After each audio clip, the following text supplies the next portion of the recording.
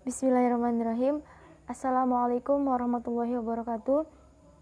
Yang terhormat Ibu Uswatun Hasanah selaku dosen pengampu mata kuliah ilmu tasawuf dan teman-teman sekalian yang saya banggakan. Perkenalkan, nama saya Fitra Rusfia Ufnia, NIM 1520 117 kelas Hukum Tata Negara C. Di sini saya akan membahas materi saya tentang tokoh tasawuf Hamka dan pemikirannya. Baik, saya akan sedikit menjelaskan tentang biografi Hamka. Yang pertama, nama lain dari Hamka ialah Profesor Dr. Haji Abdul Malik Karim Amrullah, gelar Datuk Indomo. Beliau lahir pada tanggal 17 Februari 1908, Sungai Batang, Tanjung Raya Agam, Sumatera Barat. Beliau meninggal pada tanggal 24 Juli 1981 pada umur 73 tahun di Jakarta. Beliau adalah kebangsaan Indonesia. Berikutnya, kita ke materi inti, yaitu pemikiran Hamka tentang tasawuf. Jadi, pemikiran Hamka adalah tasawuf modern atau tasawuf positif berdasarkan tauhid. Jalan tasawufnya melalui sikap zahud yang dilaksanakan dalam ibadah resmi, sikap zuhud yang tidak perlu menjauhi kehidupan normal.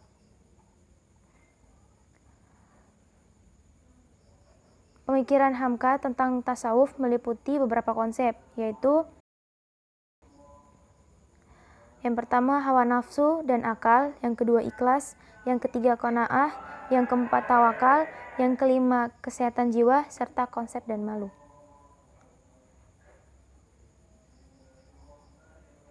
Baik, yang pertama adalah hawa nafsu. Hawa diartikan Hamka dengan angin atau gelora yang terdapat di setiap manusia. Dalam perjuangan melawan hawa nafsu, terdapat 3 tingkatan manusia. Tingkat pertama, kalah dirinya oleh hawa nafsu, ditahan dan diperbudak oleh hawa nafsu tersebut, sampai dijadikannya menjadi Tuhan. Tingkat kedua, ialah apabila terjadi peperangan antara keduanya secara berganti-ganti, kalah dan menang, jatuh dan tegak. Seorang inilah yang menurut Hamka layak disebut sebagai mujahid. Apabila ia mati dalam perjuangan tersebut, maka matinya ialah syahid. Tingkat ketiga ialah orang yang dapat mengalahkan hawa nafsu sehingga ia memerintah hawa nafsu, bukan hawa nafsu yang memerintahnya, serta ia tidak bisa mengotak-atikkannya. Ia yang raja, ia yang kuasa, ia merdeka serta tidak terpengaruh dan diperbudak oleh hawa nafsu. Yang kedua, konsep ikhlas. Ikhlas diartikan dengan bersih, tidak ada campuran. Ibarat emas murni yang tidak tercampur dengan perak seberapa persen pun. Pekerjaan yang bersih terhadap sesuatu bernama ikhlas. Lawan dari ikhlas adalah isyrak, yang berarti berserikat atau bercampur dengan yang lain. Menurut Hamka, antara ikhlas dengan isyrak tidak dapat dipertemukan, seperti halnya gerak dengan diam. Apabila ikhlas telah bersarang dalam hati, maka isyrak tidak kuasa masuk. Begitu juga sebaliknya. Oleh karena itu, tidaklah apabila disebutkan bahwa tempat keduanya adalah hati. Di hati. Yang ketiga, konsep qanaah. Dalam pandangan Hamka, qanaah ialah menerima dengan cukup, dan di dalamnya mengandung 5 perkara pokok, yakni pertama, menerima dengan rela akan apa yang ada. Yang kedua, memohon tambahan yang sepantasnya kepada Allah yang dibarengi dengan usaha. Yang ketiga, menerima dengan sabar akan ketentuan Allah. Yang keempat, bertawakal kepada Allah. Dan yang kelima, tidak tertarik oleh tipu daya dunia.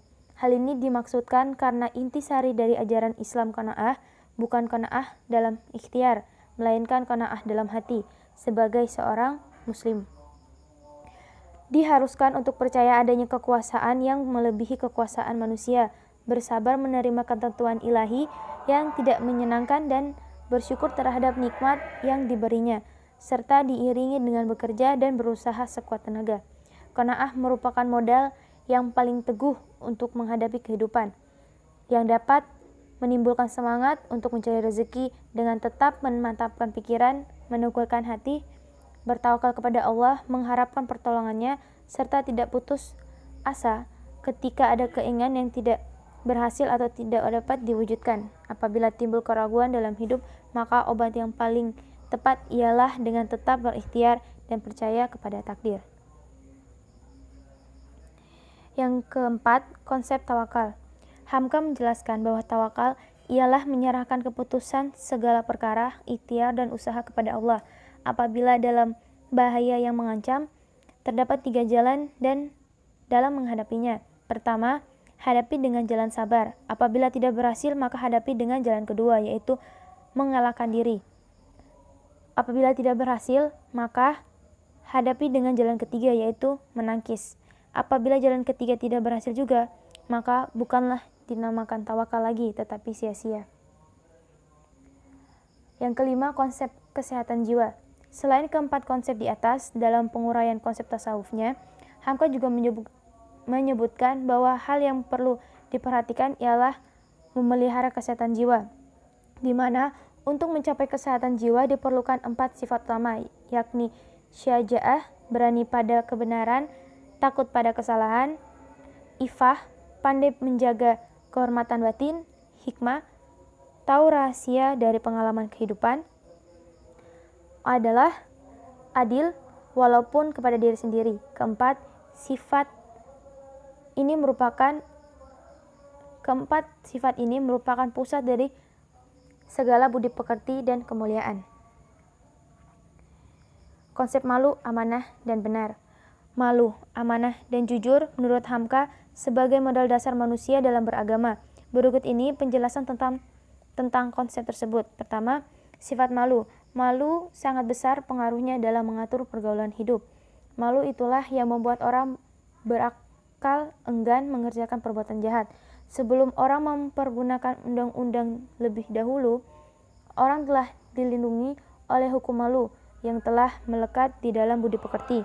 Ia merasa malu, namanya akan menjadi buah mulut orang. Merasa malu, kepercayaan orang akan hilang.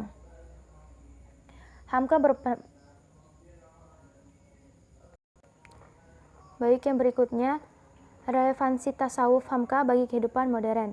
Hamka berpandangan bahwa tasawuf dan perkembangan selayaknya berjalan beriringan. Bila tasawuf bertahan dengan karakter lamanya, maka manusia akan dipaksa untuk ditarik ke masa lalu, padahal kodratnya mereka menjalani kehidupan di masanya. Tasawuf menyesuaikan konteks zaman, dalam artian mengarahkan masyarakat agar tidak terjumus dalam kesengsaraan dan celaka. Luasnya pengaruh tasawuf dalam hampir seluruh episode peradaban Islam menandakan tasawuf relevan dengan kebutuhan umat Islam. Menurut Hamka, tasawuf ibarat jiwa yang menghidupkan tubuh dan merupakan jantung dari keislaman. Dalam masyarakat modern, fenomena ketertarikan terhadap pengkajian bernuansa tasawuf mencerminkan adanya kebutuhan untuk mengatasi problem alienasi yang mengakibatkan modernitas. Modernitas memberikan kemudahan hidup tetapi tidak selalu memberikan kebahagiaan. Dalam refleksinya, Hamka sering memperkenalkan konsep neo-zuhud, yaitu ajaran yang menyatakan kecintaan terhadap dunia yang tidak proporsional merupakan kenistaan. Di antara pemikiran Hamka tentang tasawuf yang relevan dan konteks modern antara lain adalah yang pertama, hidup bahagia dengan zuhud. Hamka memperingatkan agar cermat dalam mengelola kehidupannya dan juga mengelola diri demi penyucian diri. Bila tidak adil melakukannya, malah cenderung pada dunia, maka bisa terjatuh menjadikan jiwa manusia kotor. Nilai keislaman pun makin jauh, atau bisa juga terlalu fokus pada diri sendiri sehingga malah melemahkan Islam. Muslim yang kuat adalah yang memahami makna zuhud secara proporsional. Dengan begitu, Islam mencapai puncak kebahagiaan dan kejayaannya. Zuhud meninggalkan keduniaan. Yang melemahkan itu bukan pekerjaannya dan eksistensinya. Tidak heranlah bahwa Islam mengajarkan untuk semangat berkorban dan bekerja, bukan malas, lemah, dan melempem. Kenikmatan duniawi bukanlah untuk ditolak mentah-mentah, sehingga dengan begitu manusia bisa terlepas dari belenggu nafsu duniawi. Selama hati manusia tidak terpaut untuk menjadikan kiblat tujuan hidup, maka kekayaan layak untuk manusia, karena manusia tidak dalam rangka meraih kejayaan untuk memenuhi dorongan nafsu. Mengenai hal ini, Hamka mengatakan setelah manusia menurutkan jalan kecepatan pengaruh hidup benda itu atau materialisme, timbullah pada mereka satu perasaan yang ganjil sekali. Dalam konteks inilah, menurut Hamka, zuhud bukan berarti meninggalkan dunia dan membenci dunia, karena dengan meninggalkan dunia, umat Islam akan mundur dan tidak akan mencapai kemakmuran dan kebahagiaan, serta manusia telah melanggar fungsinya dengan khalifah di bumi. Zuhud kepada dunia menganggap dunia adalah alat bukan tujuan. Zuhud dalam konteks masyarakat modern sangat penting. Dengan kemajuan teknologi dan ilmu pengetahuan, manusia ditetap menguatkan tauhid kepada Allah dan menjalankan sunnah Rasulullah SAW sesuai dengan Al-Quran dan hadis.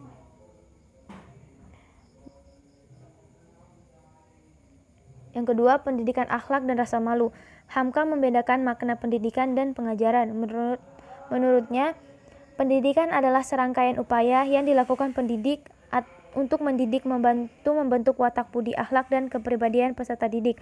Sedangkan pengajaran yaitu upaya untuk mengisi intelektual peserta didik dengan sejumlah ilmu pengetahuan. Keduanya memuat makna yang integral dan saling melengkapi dalam rangka mencapai tujuan yang sama, sebab setiap proses pendidikan di dalamnya terdapat proses pengajaran. Menurut Hamka ada 3 term yang digunakan ahli untuk menunjukkan istilah pendidikan Islam, yaitu ta'lim, tarbiyah, dan ta'dib.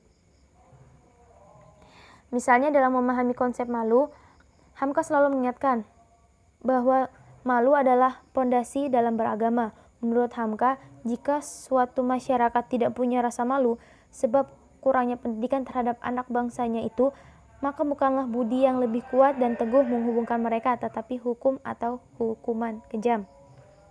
Malu menjadi sebab orang akan mencapai agama. Dengan agama yang benar, manusia akan mencapai kebahagiaan. Kebahagiaan juga didapat dengan mengetahui atau berilmu. Ilmu merupakan sesuatu hal yang sangat penting dalam mencapai kebahagiaan. Ilmu tidak hanya didapat melalui pendidikan formal saja, tetapi belajar merupakan kunci mencapai kebahagiaan dunia dan akhirat. Itu dari saya. Kurang lebihnya mohon dimaafkan. Terima kasih. Wassalamualaikum warahmatullahi wabarakatuh.